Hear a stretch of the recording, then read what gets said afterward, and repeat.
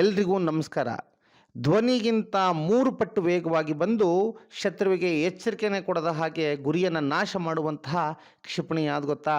ಖಂಡಿತ ಅದೇ ಭಾರತದ ಗರ್ವ ಬ್ರಹ್ಮೋಸ್ ಕ್ಷಿಪಣಿ ಅಂತಲೇ ಹೇಳ್ಬೋದು. ಬ್ರಹ್ಮೋಸ್ನ ಅದ್ಭುತ ಶಕ್ತಿ ಬಹಳ ಕಡಿಮೆ ಜನಕ್ಕೆ ಗೊತ್ತು. ಅದರ ರೋಚಕ ಸತ್ಯ ಏನಪ್ಪ ಅಂದರೆ ವರ್ಲ್ಡಿನ ಡೆಡ್ಲಿಯೆಸ್ಟ್ ಕ್ರೂಸ್ ಮಿಸೈಲ್ ಅಂತಲೇ ಅದನ್ನು ಕರಿಬೋದು. ಈ ಬ್ರಹ್ಮೋಸ್ ಅನ್ನುವಂಥದ್ದು ಭಾರತ ಮತ್ತು ರಷ್ಯಾ ಎರಡೂ ದೇಶಗಳು ಒಟ್ಟಿಗೆ ಸೇರಿ ಅಭಿವೃದ್ಧಿಪಡಿಸಿದಂತಹ ಈ ಒಂದು ಬ್ರಹ್ಮೋಸ್ ಭಾರತದ ಬ್ರಹ್ಮಪುತ್ರ ನದಿ ಮತ್ತು ಮೋಸ್ಕಾವ್ ನದಿ ರಷ್ಯಾದ ಒಂದು ನದಿಯ ಹೆಸರಿನಿಂದ ಇವೆರಡರ ಹೆಸರನ್ನು ಸೇರಿಸಿ ಬ್ರಹ್ಮೋಸ್ ಅನ್ನಂಥದ್ದು ಇಡಲಾಗಿದೆ. ಇದು ಭಾರತ ಮತ್ತು ರಷ್ಯಾದ ಸ್ನೇಹದ ಪ್ರತೀಕ ಅಂತಲೇ ಹೇಳ್ಬೋದು. ಯಾಕೆಂದರೆ ಇಬ್ಬರು ಸ್ನೇಹಿತರ ಒಂದು ಸ್ನೇಹವನ್ನು ಟೈಮ್ ಟೆಸ್ಟ್ ಮಾಡಲಾಗಿದೆ. ವಿಶ್ವದ ಅತ್ಯಂತ ವೇಗದ ಕ್ರೂಸ್ ಕ್ಷಿಪಣಿ ಏನಿದೆಯಲ್ಲ ಬ್ರಹ್ಮೋಸ್ನ ವೇಗ ಎಷ್ಟಪ್ಪ ಅಂದರೆ ಮ್ಯಾಕ್ 2.8ರಿಂದ 3 ಅಂದರೆ ಧ್ವನಿಗಿಂತ ಸುಮಾರು 3 ಪಟ್ಟು ವೇಗವಾಗಿ ಅದು ಹೋಗುತ್ತೆ. ಇನ್ನು ಕಿಲೋಮೀಟರ್ ಲೆಕ್ಕದಲ್ಲಿ ಹೇಳೋದಾದರೆ ಸ್ನೇಹಿತರೆ 1 ಸೆಕೆಂಡ್ಗೆ 950 ಮೀಟ್ರ್ನಿಂದ 1 ಕಿಲೋಮೀಟ್ರ್ ಅಲ್ಲಿಗೆ 1 ಗಂಟೆ ಕಡಿಮೆ ಅಂದರೂ 3,500ರಿಂದ 3,700 ಕಿಲೋಮೀಟರ್ಗಳನ್ನು ಕ್ರಮಿಸುವಂಥ ಈ ಒಂದು ಮಿಸೈಲ್ ಹೊರಡೋದಕ್ಕೆ ಸ್ಟಾರ್ಟ್ ಆಯಿತು ಅಂದರೆ ಅದನ್ನು ನಿಲ್ಲಿಸೋದಕ್ಕೆ ಯಾರಪ್ಪನಿಂದನೂ ಸಾಧ್ಯ ಇಲ್ಲ ಅಂತಲೇ ಹೇಳ್ಬೋದು.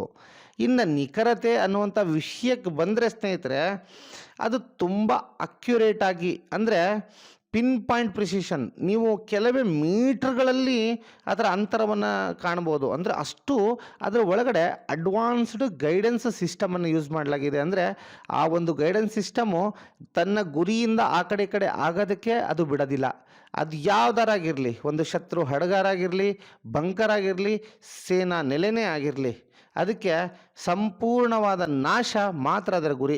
ಇದನ್ನು ನೀವು ನೋಡೋದಾದರೆ ಇದಕ್ಕೆ ಒಂದು ಉದಾಹರಣೆಯನ್ನು ನೋಡೋದಾದರೆ ಆಪರೇಷನ್ ಕ್ಷಿಪಣಿ ಒಳಗಡೆ ನೂರ್ ಖಾನ್ ಏರ್ ಬೇಸನ್ನು ನೆನಪು ಮಾಡ್ಕೊಂಡ್ರೆ ಸಾಕು ಭಾರತ ಯಾವ ಮಟ್ಟದ ಪಿನ್ ಪಾಯಿಂಟ್ ಪ್ರಿಸಿಷನ್ನ ಹೊಂದಿದೆ ಅನ್ನೋಂಥದ್ದು.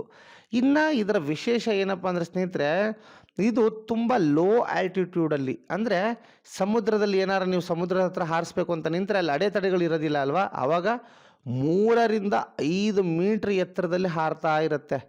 ಅಂದರೆ ಇದನ್ನು ಸ್ಕಿಮ್ಮಿಂಗ್ ಮೋಡ್ ಅಂತ ಕರೀತಾರೆ. ಏನಪ್ಪ ಅಂದರೆ ಇದು ಶತ್ರುಗಳ ರೆಡಾರ್ಗೆ ಹೈಟಲ್ಲಿದ್ದ ಸ್ಕ್ಯಾನ್ ಮಾಡ್ತಾ ಇರುತ್ತೆ. ಆ ಲೋ ಆಲ್ಟಿಟ್ಯೂಡ್ ಕೆಳಗಡೆ ಹಾರ್ತಿರೋದ್ರಿಂದ ರೆಡಾರ್ಗಳಿಗೆ ಅದು ಕಾಣೋದೇ ಇಲ್ಲ. ಅದು ಯಾವಾಗ ಗೊತ್ತಾಗತ್ತೆ ಅಂದರೆ ಹಡಗಿಗೆ ತುಂಬ ಹತ್ತಿರ ಬಂದಮೇಲೆ ಗೊತ್ತಾಗ್ಬಿಟ್ಟಿರುತ್ತೆ. 1 ಸೆಕೆಂಡಿಗೆ 1 ಕಿಲೋಮೀಟ್ರ್ ಫಾಸ್ಟಲ್ಲಿ ಬರೋದನ್ನ ಹಿಡಿಬೇಕು ಅಂದರೆ 1 ಸೆಕೆಂಡಿಗೆ 1.5 ಕಿಲೋಮೀಟ್ರ್ 2 ಕಿಲೋಮೀಟ್ರ್ ವೇಗ ಇರಬೇಕು. ಅಂಥವು ಯಾವುದೂ ಇಲ್ಲ. ಆವಾಗ ಏನಾಗತ್ತೆ ಆಟೋಮೆಟಿಕ್ ತನ್ನ ಗುರಿಯಿಂದ ಅದನ್ನು ಯಾರೂ ಕೂಡ ನಿಲ್ಲಿಸೋದಕ್ಕೆ ಸಾಧ್ಯ ಇಲ್ಲ.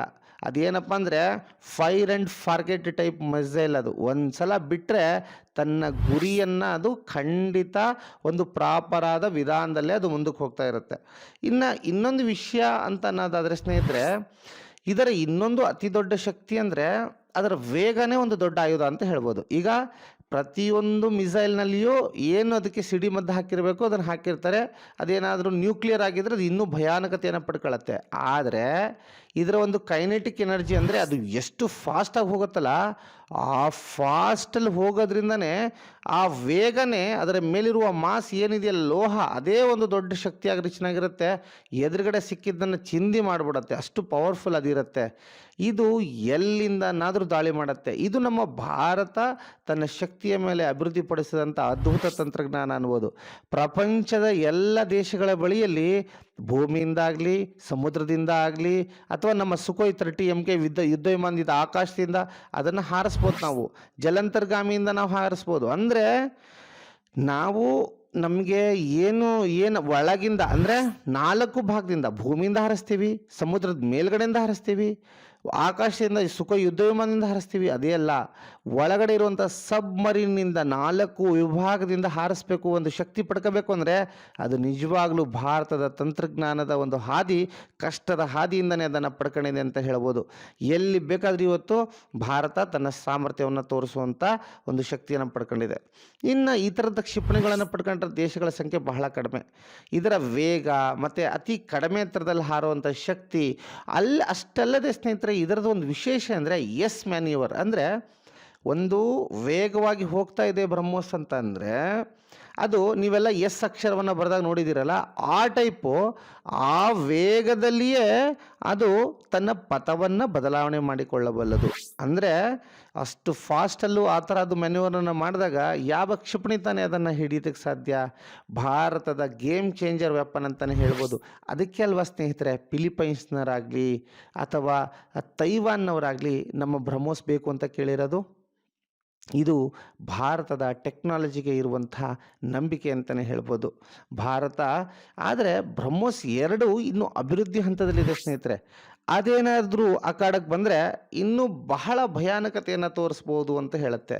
ಯಾಕೆ ಆ ಮಾತನ್ನು ಹೇಳ್ತಾ ಇದ್ದೀನಿ ಅಂದರೆ, ಅದು ಇದರ ಡಬಲ್ ಸ್ಪೀಡು ಅಂದರೆ ಮಾಕ್ 7 ಅಂದರೆ 1 ಸೆಕೆಂಡಿಗೆ ನಿಯರ್ಲಿ 2 ಕಿಲೋಮೀಟ್ರ್ ಫಾಸ್ಟು. ಆವಾಗ ಇನ್ನೂ ಅದನ್ನು ಡಿಟೆಕ್ಟ್ ಮಾಡೋಂಥದ್ದಂತೂ ಅಸಾಧ್ಯ ಅಂತಲೇ ಹೇಳ್ಬೋದು. ಈ ರೀತಿಯಾಗಿ ನಿಜವಾಗಲೂ ಬ್ರಹ್ಮೋಸ್ ಕ್ಷಿಪಣಿಯನ್ನು ಅಭಿವೃದ್ಧಿಪಡಿಸೋದಕ್ಕೆ ಶ್ರಮಪಟ್ಟಂಥ ಭಾರತದ ವಿಜ್ಞಾನಿಗಳಿಗೆ ಒಂದು ದೊಡ್ಡ ನಮಸ್ಕಾರ ಅಂತ ಹೇಳ್ಬೋದು. ಇದೇ ರೀತಿಯಾದಂಥ ಮತ್ತೆ ಡಿಫೆನ್ಸ್ ಸುದ್ದಿಯೊಂದಿಗೆ ನಿಮ್ಮ ಮುಂದೆ ಬರ್ತೀನಿ ಸ್ನೇಹಿತರೆ. Thank you one and all. ಚಾನಲನ್ನು ಸಬ್ಸ್ಕ್ರೈಬ್ ಮಾಡಿ, ನನ್ನನ್ನು ಸಪೋರ್ಟ್ ಮಾಡಿ, ಲೈಕನ್ನು ಮಾಡಿ, ಶೇರನ್ನು ಮಾಡಿ. ಮತ್ತೆ ಇದೇ ಥರ ಕಂಟೆಂಟ್ನೊಂದಿಗೆ ನಿಮ್ಮ ಮುಂದೆ ಬರ್ತೀನಿ. Thank you one and all.